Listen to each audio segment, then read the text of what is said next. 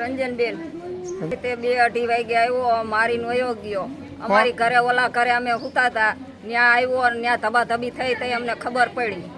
આરોપીમાં હતો વિશાલ બાવરિયો, મારા ધણી ઉપર માંગ કરવામાં આવી હતી કે મારો તમે અમારી સામે. એક ધોકો ન માર્યો ને વયા ગયા.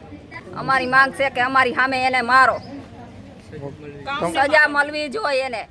અને ગાંઠના પોલીસ વાળા એમ કહીને ગયા કે તમારી ઉપર કેસ થાય. શેનો કેસ થાય? અમારા ઘરનું માણા અમારું ગીસે, એનું કોઈનું ગીસે. મારું નામ આરતીબેન શેખ. મારા જેઠની હત્યા થઈ છે. એને 2 દી પહેલા મારી નાખવામાં આવ્યા છે. રાતે 3 વાગે કોઈને ખબર નહોતી, કોઈને જાણ નહોતી, મારી નાખવામાં આવ્યા છે.